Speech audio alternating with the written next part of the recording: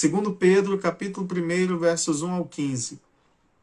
Simão Pedro, servo e apóstolo de Jesus Cristo, aos que conosco obtiveram fé igualmente preciosa na justiça do nosso Deus e Salvador Jesus Cristo. Graça e paz vos sejam multiplicadas no pleno conhecimento de Deus e de Jesus, nosso Senhor. Visto como, pelo seu divino poder, nos têm sido doadas todas as coisas que conduzem à vida e à piedade, pelo conhecimento completo daquele que nos chamou para a sua própria glória e virtude, pelas quais nos têm sido doadas as suas preciosas e muito grandes promessas, para que por elas vos torneis coparticipantes da natureza divina, livrando-vos da corrupção das paixões que há no mundo. Por isso mesmo, vós, reunindo toda a vossa diligência, associai com a vossa fé a virtude, com a virtude o conhecimento, com o conhecimento o domínio próprio, com o domínio próprio a perseverança, com a perseverança a piedade, com a piedade a fraternidade, com a fraternidade o amor. Porque estas coisas, existindo em vós e em vós aumentando, fazem com que não sejais nem inativos, nem infrutuosos, no pleno conhecimento do nosso Senhor Jesus Cristo. Pois aquele a quem estas coisas não estão presentes é cego, vendo só o que está perto, esquecido da purificação dos seus pecados de outrora. Por isso, irmãos, procurai com diligência cada vez maior confirmar a vossa vocação e eleição, porquanto procedendo assim não tropeçareis em tempo algum, pois desta maneira é que vos será amplamente suprida a entrada no reino eterno do nosso Senhor e Salvador Jesus Cristo. Por esta razão, sempre estarei pronto para trazer-vos lembrados acerca destas coisas, embora estejais certos da verdade já presente convosco e nela confirmados. Também considero justo, enquanto estou neste tabernáculo, despertar-vos com estas lembranças. Certo de que estou prestes a deixar o meu tabernáculo, como efetivamente nosso Senhor Jesus Cristo me revelou. Mas de minha parte, esforçar-me-ei diligentemente por fazer que a todo tempo, mesmo depois da minha partida, conserveis lembrança de tudo. Glória a Deus, aleluia! Glória a Deus pela palavra santa e santificadora de Deus. Amados, que trecho maravilhoso, que inspiração do Espírito Santo foi revelada a Pedro, que o fez escrever esta carta. Amados, relembrem comigo aqueles que nos acompanharam no estudo da primeira carta de Pedro, vão lembrar do contexto histórico que Pedro, junto com muitos outros cristãos, haviam sido perseguidos em Jerusalém pelos líderes, pelas autoridades locais, perseguidos mesmo, freneticamente, de modo que eles tiveram que realmente fazer um êxodo de Jerusalém, e isso foi muito importante também para a fundação de novas igrejas ao longo de toda a Ásia Menor. Vocês conhecem as peregrinações de Paulo, as missões que Paulo, Barnabé, Apolo e tantos outros performaram ao longo da Ásia Menor, ao longo da Europa, ao longo da África. E, sabe, as perseguições que tentavam sufocar o cristianismo, na verdade, foram combustível para fazer com que muitos apóstolos realmente se espalhassem pelo mundo, trazendo a palavra de Deus a nações nunca antes alcançadas, aos gentios. Amados, e nesse contexto, Pedro havia sido preso e agora estava em Roma, debaixo da autoridade romana, que também havia começado ativamente a reprimir o evangelho, a tentar sufocar, a tentar coibir, a tentar aprisionar, martirizar e eliminar todos aqueles que se diziam cristãos, pequenos cristos, aqueles que confessavam Jesus como nosso Senhor e Salvador, aqueles que foram verdadeiramente impactados pelos testemunhos dos apóstolos e daqueles que viram e ouviram sobre o que havia acontecido com Jesus Cristo, quem ele é, quem ele representa, o que ele fez pelas nossas vidas, enfim, toda a essência do evangelho que foi disseminada por todo mundo. Amados, amadas, que coisa maravilhosa. Mas nesse contexto de perseguição, Pedro agora encontrava-se preso em Roma, na verdade, aguardando o seu destino final. Pedro, na sua primeira carta, havia sentido a necessidade, o Espírito Santo havia falado com ele e havia necessidade que ele mandasse palavras de encorajamento, sabe? Um sustento, um alimento espiritual para que seus irmãos na fé, que assim como eles estavam sendo perseguidos, açoitados, presos, alguns sendo mortos, mas que eles tivessem esse fôlego, esse sopro de alívio em meio às perseguições, sabendo que somos todos um só corpo, sabemos que somos igreja e que padecemos todos juntos. Quando um sofre, todos sofrem. E quando é pelo Evangelho, quando é pela palavra de Deus, Pedro reafirma que há brasas sobre nós, que isso é motivo de alegria e regozijo, porque é a nossa fé sendo provada.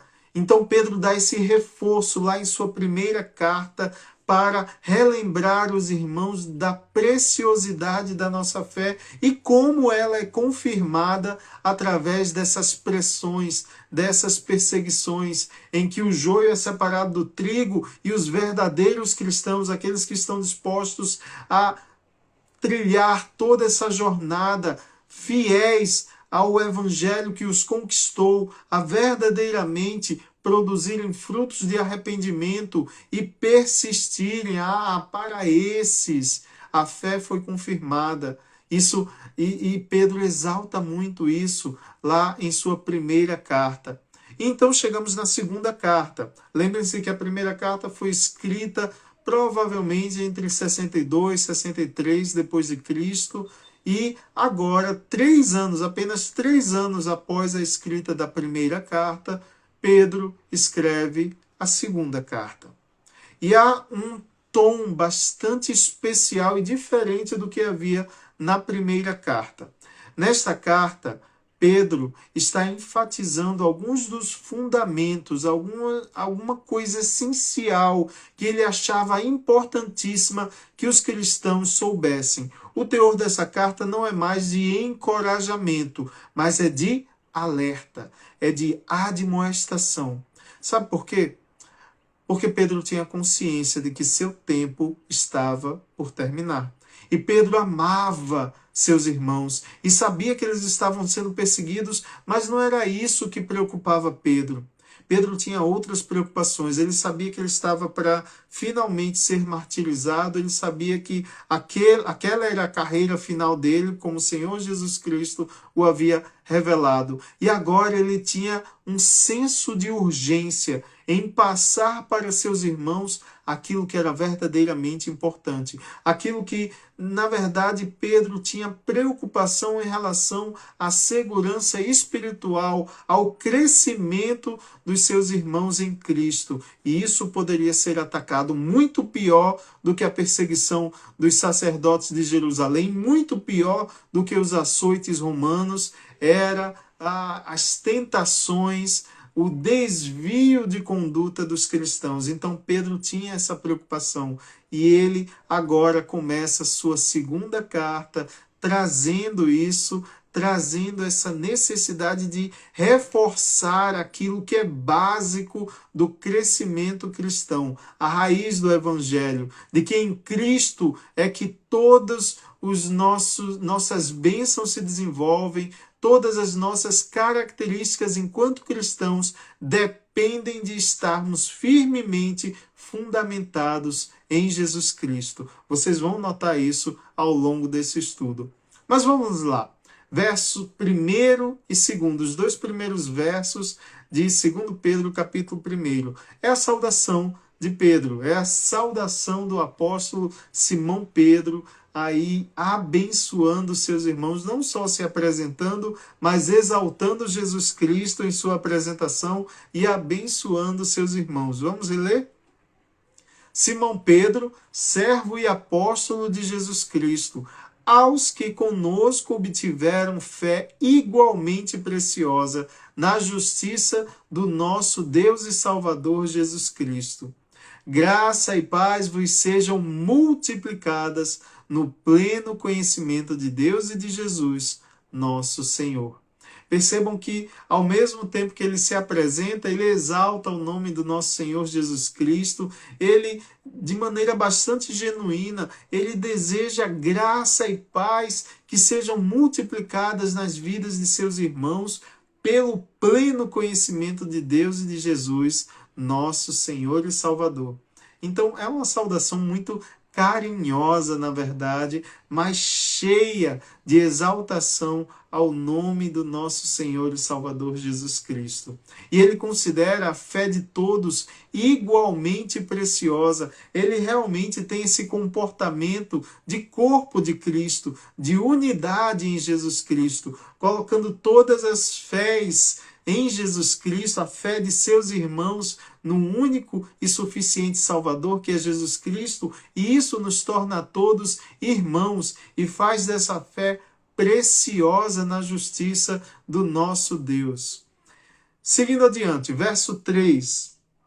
Visto como pelo seu divino poder nos têm sido doadas todas as coisas que conduzem à vida e à piedade, pelo conhecimento completo daquele que nos chamou para a sua própria glória e virtude. Veja que explicação, amados. Pelo divino poder, pelo poder de Deus, aquilo que nos conduz à vida e à piedade, ou seja, a uma vida alinhada com os propósitos de Deus, uma vida justa, uma vida que verdadeiramente enche os olhos do Pai, isso nos foi doado através do divino poder. E, amados, vejam o intermédio, o instrumento que é usado para nos conduzir a uma vida plena e à piedade. Pelo conhecimento parcial, mais ou menos? Não. Pelo conhecimento completo daquele que nos chamou para a sua glória e virtude. Quem foi que nos chamou, amados? Foi você que escolheu ele ou foi ele que lhe escolheu? Quem foi que nos amou primeiro? Quem foi que nos chamou para a sua própria glória e virtude?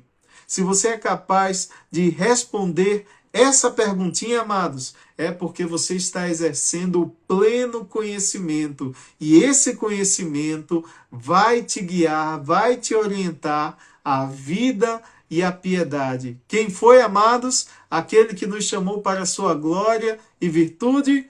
Jesus Cristo. Foi ele que nos chamou. Foi ele que nos resgatou, foi ele que nos escolheu. Nele nós reconhecemos o nosso bom pastor. Foi ele, unicamente Jesus Cristo, quem veio e em obediência ao Pai cumpriu toda a obra redentora e entregou-se pelos nossos pecados e ressuscitou para confirmar que ele é o Filho de Deus, aquele, o Messias, que nos resgatou do pecado e nos conduziu e nos chamou para a sua maravilhosa luz. Amados, responda com convicção essa pergunta. Quem nos chamou para a sua glória e para a virtude? Jesus Cristo. E a partir desse conhecimento é que nós somos como rebanho, como ovelhas, conduzidos para a vida e para a piedade. No Evangelho de João, capítulo 17, versos 1, 2 e 3, capítulo 17 do Evangelho de João, versos 1, 2 e 3. Tendo Jesus falado estas coisas, levantou os olhos ao céu e disse: Pai, é chegada a hora, glorifica a teu Filho, para que o Filho te glorifique a ti. Assim como lhe conferiste autoridade sobre toda a carne, a fim de que ele conceda a vida eterna a todos os que lhe destes. E a vida eterna é esta, presta atenção, a vida eterna é esta, que te conheçam a ti, o único Deus verdadeiro, e a Jesus Cristo, a quem enviaste. Lembram da recomendação de Pedro? Ora, o que nos conduz à vida e à piedade é o conhecimento completo, pleno, daquele que nos chamou para a sua própria glória e virtude. E olha o que Jesus fala aí no verso 3 do Evangelho de João, capítulo 17. A vida eterna é esta, que conheçam a vida eterna, a revelação da vida eterna em nós, a concretização, a verdadeira vida eterna se revela em conhecermos ao nosso Senhor e Salvador Jesus Cristo e a Deus através de Jesus Cristo. Não é maravilhoso isso, amados? Vejam como casa direitinho o que os apóstolos estão falando. O que nos conduz a uma vida eterna. O que é a vida eterna? Como Jesus Cristo nos responde, é o conhecimento de Deus. É conhecermos, é termos a certeza, é reconhecermos que Deus é o único e verdadeiro e que Jesus Cristo é aquele que ele enviou para morrer pelos nossos pecados, para nos reatar a Deus numa aliança perpétua, numa aliança eterna. Amados, da mão do nosso Senhor Jesus Cristo jamais seremos arrebatados e nós temos sim que nos apropriar dessa promessa, amados. Tenha fé, tenha pleno conhecimento disso. Tenha conhecimento quem é o seu Senhor e Salvador que o chamou para a sua glória. Amém. Verso 4. Pelas quais nos têm sido doadas as suas preciosas e muito grandes promessas, para que por elas vos torneis coparticipantes da natureza divina, livrando-vos da corrupção das paixões que há no mundo. Amados, tudo isso, todo esse poder, toda essa glória nos foram doadas através da fé, porque pela fé é que nós acreditamos nas muito grandes promessas, como Pedro nos fala aqui. É todas essas coisas, toda essa glória, toda essa virtude, a vida eterna nos foi doada, nos foi dada pela graça de Deus, pela misericórdia e pela graça de Deus. A vida e a piedade nos foram doadas e elas são preciosas e nós acreditamos nisso pelas suas muito grandes promessas. Você só consegue acreditar nas promessas se você tiver fé. Essa é a essência do que é a fé, é acreditar nas coisas que se esperam, é ter a plena convicção, a certeza daquilo que não se vê, mas se espera. Isso é acreditar nas muito grandes promessas que o nosso Deus tem para conosco.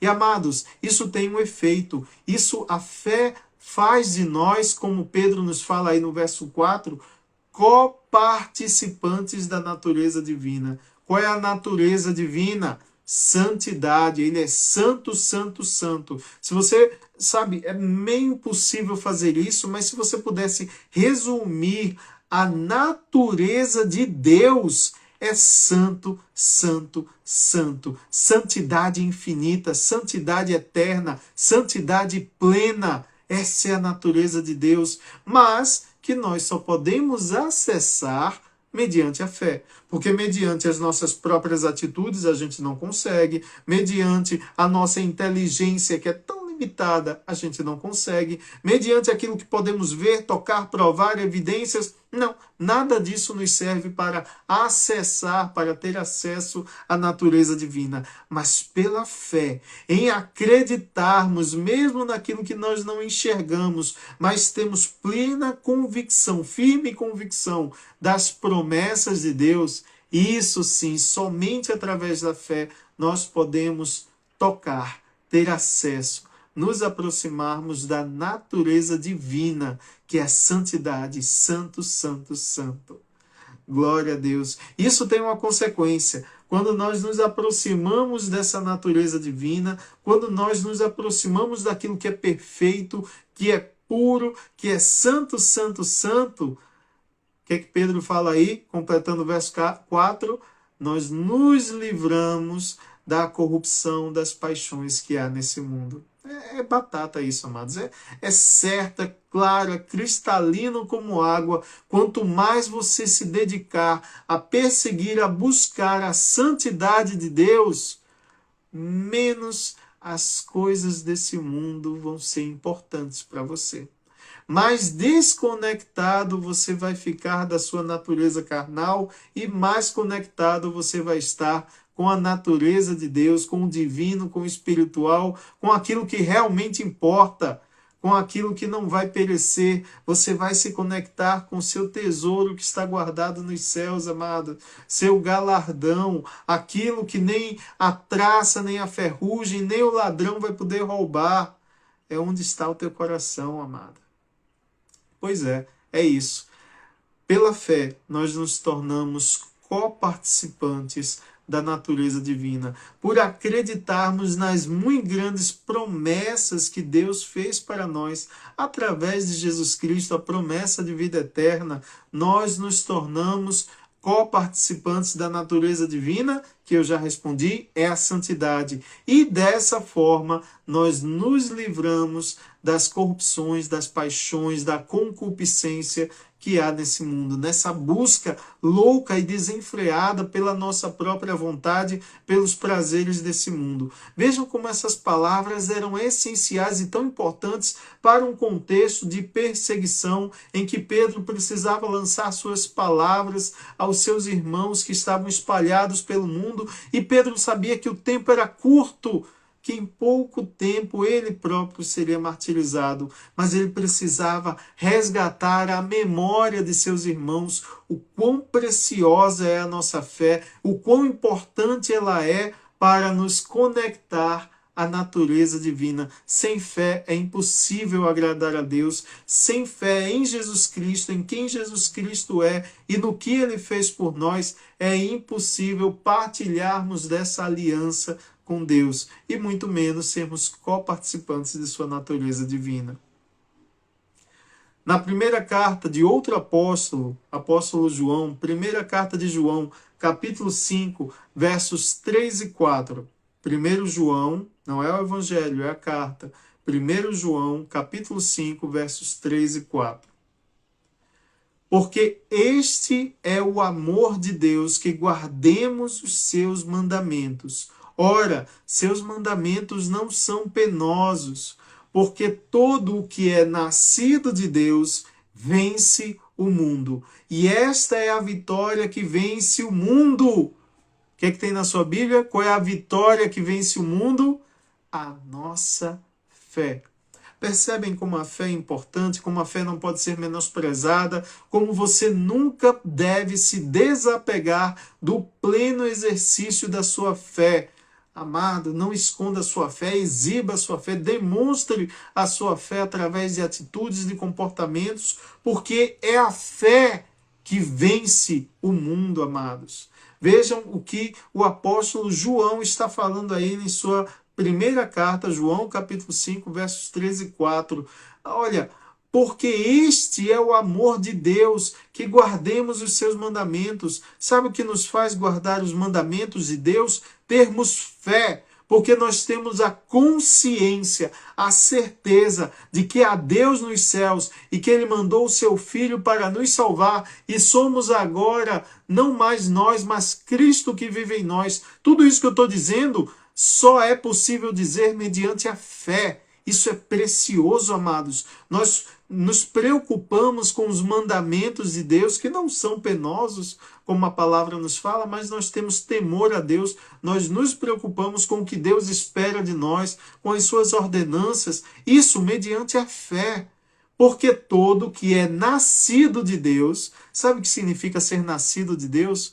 Eu sou pai, meu filho, Luca, alguns de vocês conhecem, ele nasceu de mim, ele carrega consigo a natureza de Marcelo. É a mesma lógica. Aqueles que são nascidos de Deus carregam em si parte da natureza de Deus. Que parte da natureza de Deus? Sua santidade. Aqueles que foram nascidos de novo, aqueles que reconheceram Jesus Cristo como seu Senhor e Salvador, são nascidos de Deus. E esses vencem o mundo. Esta é a vitória que vence o mundo. A fé. A fé. A fé, amados, tenho certeza disso. A fé de vocês é o que vai vencer o mundo. Não é sua inteligência, não é sua força, não é o seu caráter, que assim como o meu é pecaminoso. Não é nada disso. O que vence o mundo é a fé. E a fé em Jesus Cristo, amados. A partir da fé, nós temos acesso à natureza divina através de acreditarmos nas muito grandes promessas de Deus. Isso nos dá acesso à natureza divina, que é a sua santidade. E a fé vence o mundo. Nunca, nunca esqueça disso, amados. Assim como Pedro, eu reforço como é importante trazermos sempre isso à memória. Não menospreze, não despreze, não esqueça da sua fé, que faz de você quem você é, que molda os seus comportamentos e suas atitudes, que são as suas obras mediante a fé em Jesus Cristo. Não esqueça disso, não esqueça de confirmar sua fé, não só em palavras, mas principalmente em testemunho, em atitudes, em mudança de comportamento, em temor a Deus. Versos 5, 6 e 7, lá de 2 Pedro capítulo 1, versos 5, 6 e 7.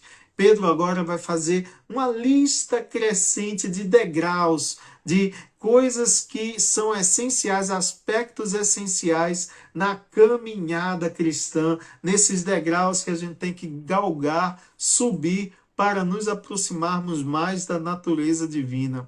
Versos 5, 6 e 7. Por isso mesmo, vós, reunindo com toda diligência, diligência entenda dedicação. Por isso mesmo, vós, reunindo toda a vossa diligência, associai, ou seja, juntai com a vossa fé, virtude. Com a virtude, conhecimento. Com o conhecimento, domínio próprio. Com domínio próprio, perseverança. Com perseverança, piedade. Com a piedade, a fraternidade. Com a fraternidade, o amor. Amados, Pedro está fazendo aqui uma lista tão importante de bênçãos que são agregadas a uma identidade cristã. E ele faz uma ordem bastante interessante. Primeiro, uma coisa muito importante, lá no verso 5, reunindo toda a vossa diligência. Pedro está falando, dediquem-se a perseguir esses atributos, esses frutos de uma vida cristã centrada em Jesus Cristo. E veja, é um processo ativo. Não é que Marcelo vai orar, vai dormir e no outro dia ele vai acordar com a fé, com a virtude, com conhecimento, com domínio próprio, com perseverança. Não, não, não. Não é assim que acontece. Não é um processo passivo, não é um toque de mágica, não é um milagre, milagrosamente eu acordei com domínio próprio. Pedro fala, reunindo toda a vossa diligência. Dediquem-se a isso. Isso quer dizer que esse é um ato ativo, é uma ação, é algo que você tem que fazer. Deus vai lhe ajudar? Lógico que vai. Deus vai lhe conceder todas essas coisas, mas na mesma medida que ele oferece, você ativamente tem que ir lá e pegar da mão dele. A lógica da bênção é essa, com diligência, com dedicação. Vocês têm que perseguir esses atributos. Vocês precisam juntar. Veja, Pedro está falando aqui uma ordem, vamos chamar de ordem. Ele está dando ordens para que vocês façam isso. O Espírito Santo está falando, vocês podem fazer isso, vocês devem, na verdade, se dedicar a juntar, a associar a vossa fé à virtude. Percebam que no encadeamento de cada um desses atributos, dessas características, desses aspectos de uma identidade cristã, é um processo ativo. Você, eu, todos nós temos que nos dedicar a conseguir, a juntar a virtude à fé, e com a virtude que vem o conhecimento, temos que ativamente estudar a palavra de Deus. Isso que nós estamos fazendo, amados. Não adianta colocar a Bíblia debaixo do travesseiro, dormir e achar que por osmose ela vai entrar na sua cabeça. Não é assim que funciona. Ativamente você tem que buscar pelo conhecimento. Ativamente você tem que juntar. Uma vez que você tenha conhecimento da palavra de Deus, você tem que adquirir domínio próprio. Ora, se eu estou lendo na Bíblia o que Deus quer de mim, o que Deus espera de mim, quais são seus mandamentos que não são penosos, se eu estou aprendendo tudo isso na Bíblia, se eu me apropriei desse conhecimento, agora eu tenho que segurar minha língua. Eu tenho que ter domínio próprio para não fazer aquilo que a carne quer, mas fazer aquilo que o Espírito quer. Entenderam, amados? É um processo ativo. Sua caminhada cristã não pode ser morna, não pode ser estagnada, tem que ser ativa. Você tem que fazer algo, amado. Não pode ficar parado. Eu tenho 30 anos de igreja. 30 anos de igreja fazendo exatamente as mesmas coisas. Não mudou nada de 30 anos para cá. Eu só tenho alguns minutinhos de igreja. Já é tempo suficiente para você ir crescendo, edificando. O Espírito Santo está colocando aí os tijolos para edificar em você um verdadeiro adorador. Mas sim, você tem que pegar esses tijolos e juntá-los e erguer um muro, erguer uma parede, erguer uma torre, erguer o seu templo. O Espírito Santo vai te conceder todas as ferramentas, mas, amado, isso é uma busca ativa. Você tem que fazer algo, tem que exercer o domínio próprio e juntar a esse domínio próprio a perseverança, a disciplina, a resiliência. E junto dessa resiliência, depois que você ficou casca grossa, você tem que exercer a sua piedade. Junte a sua resiliência, junte a sua perseverança, piedade. E com a piedade vem a fraternidade. Tem que ter comunhão com os irmãos. Tem que considerar os irmãos verdadeiramente parte da sua família. Tem que ser corpo de Cristo. E depois disso tudo, o final de todas essas coisas é o amor. O que começou com você juntar fé com a virtude e passando por todos esses frutos de uma vida cristã, culmina, tem o seu ápice, tem o seu destino, tem o seu apogeu no amor, o mais precioso de todos os dons espirituais, segundo a Bíblia, segundo 1 Coríntios 13, segundo o apóstolo Paulo. Vocês lembram com certeza, o maior de todos os dons, alcançado ao longo de toda essa estrada, todos esses degraus, todos esses tijolos que acrescentamos ao templo de Cristo que há em nós. Verso 8. Porque estas coisas, existindo em vós e em vós aumentando, fazem com que não sejais nem nativos, nem infrutuosos no pleno conhecimento do nosso Senhor Jesus Cristo. Olha aí, aquilo que Pedro está construindo em nós, inspirado pelo Espírito Santo. nos apropriando de todos esses tijolinhos, de todas essas características, de todos esses aspectos, de todos esses degraus da vida cristã. Isso é garantia de que nós não seremos nem nativos, nem frutíferos, no pleno conhecimento do nosso Senhor Jesus Cristo. Amados, isso é preciosíssimo. Sabe, eu passei por momentos de estagnação. Talvez alguns de vocês também tenham passado. E é claro, esses momentos de estagnação vêm, mas eles vêm por conta dessas faltas. Porque paramos em algum momento, porque em algum momento esfriou, porque nós paramos de perseguir com diligência, com dedicação, cada um desses frutos espirituais. Amados, é importantíssimo termos uma vida cristã ativa, não podemos nos acomodar, não podemos parar. Já estou salvo, é o suficiente para mim, vou deitar aqui em berço esplêndido.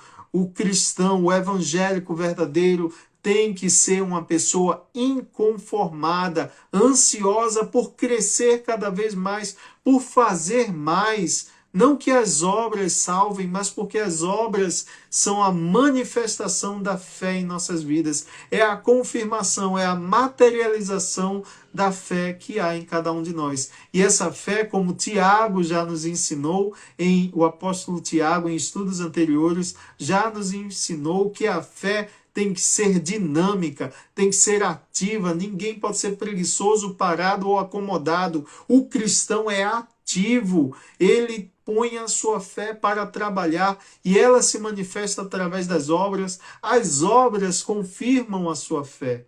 Então é a mesma lógica aqui. Não pare na caminhada, não se acomode, não se acostume, amados.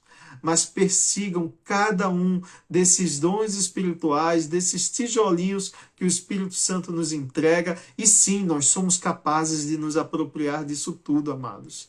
Não seria, se fosse assim, o Espírito Santo não estaria nos dando essa ordem de buscar, de reunir diligentemente, com dedicação, cada um desses dons espirituais, cada um desses tijolinhos, amados.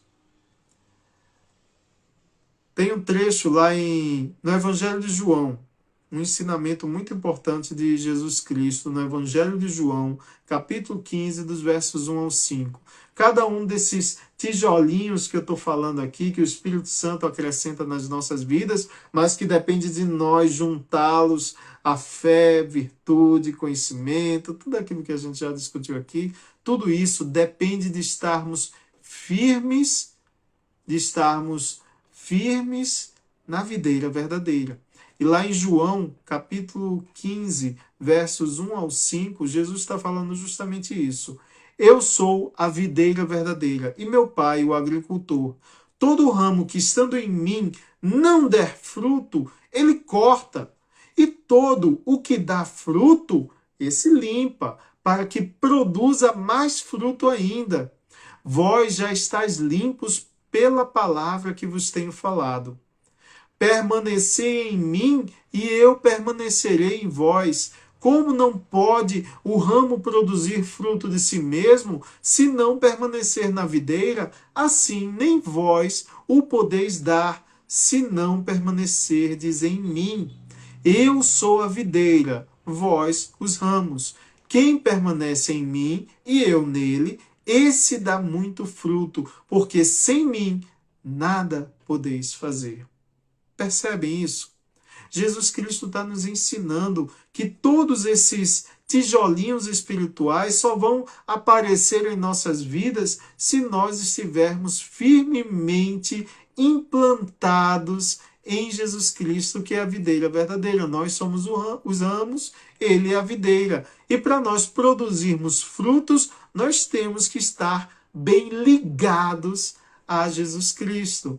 É assim que vai vir o conhecimento, é assim que vai vir as virtudes, que vai vir o conhecimento, que vai vir o domínio próprio, que vai vir a perseverança, que vai vir a fraternidade e vai culminar no amor. Tudo isso depende de estarmos firmemente ligados, fundamentados em Jesus Cristo, no Evangelho que nos salvou. Versos 9, 10, 11, 12, 13. Vou ler esse trecho todo. Me desculpem se eu estiver correndo, mas vamos ler esse trecho. Pois aquele a quem estas coisas não estão presentes, veja a advertência, lembrem-se que o teor dessa segunda carta de Pedro é a advertência, o alerta. Ele não falou que no pleno conhecimento de Jesus Cristo nós temos que ativamente, diligentemente juntar fé, virtude, conhecimento, enfim, domínio próprio, tudo aquilo que nós já estudamos. Pois bem, retomando agora no verso 9. Pois aquele a quem estas coisas não estão presentes, olha, Pedro nos advertiu que precisamos desses atributos espirituais, desses frutos do Espírito, para não sermos inativos e infrutíferos. Lembram disso? A gente viu isso lá no verso 8. Pois aquele em quem estas coisas não estão presentes, ou seja, uma pessoa inativa, uma pessoa infrutífera no Evangelho, ela é cega. Essa palavra que Pedro está usando aqui é um cego, é aquele que não consegue enxergar direito. Pedro fala aqui, vendo o sol que está perto. Ele é tão sem fé que ele só acredita naquilo que ele vê, tá vendo? Ele só acredita naquilo que ele vê, e não só isso, aquilo que está perto, aquilo que está acessível a ele. Vejam como uma pessoa dessas é limitada em termos de vida espiritual. Ele está esquecendo, continuando a leitura, esquecido da purificação dos seus pecados de outrora. Ele esqueceu que os pecados dele foram perdoados à base do que é o Evangelho. Que vida inativa, que vida infrutífera, que vida desconectada da videira verdadeira. Como é que pode esquecer da purificação de seus pecados que foram perdoados em outro tempo pelo sacrifício de Jesus Cristo? Sabe? Verso 10. Por isso, irmãos, procurai com diligência, ó Pedro, de novo utilizando a palavra diligência, dedicação. Por isso, irmãos, procurai com diligência, a mesma de antes? Não, diligência cada vez maior, confirmar a vossa vocação e eleição, porquanto, procedendo assim, não tropeçareis em tempo algum. Ser cristão, esse é um saculejo que o Espírito Santo está nos dando. Ser cristão é um processo ativo e não passivo. Busquem com dedicação cada vez maior confirmar a vossa vocação. Confirmem quem vocês são através do exercício da vossa fé. Você é um eleito em Jesus Cristo, glória a Deus por isso. Confirme. Não é para mim que você tem que confirmar, não. Confirme para você mesmo. Confirme de que a sua vocação é verdadeira, de que a sua eleição é verdadeira. Confirme que a salvação de Jesus Cristo verdadeiramente alterou alguma coisa em sua vida, transformou a sua vida. É isso que significa confirmar a sua eleição. Bote a sua fé para trabalhar. Não seja mais o mesmo de antes. Engaje-se.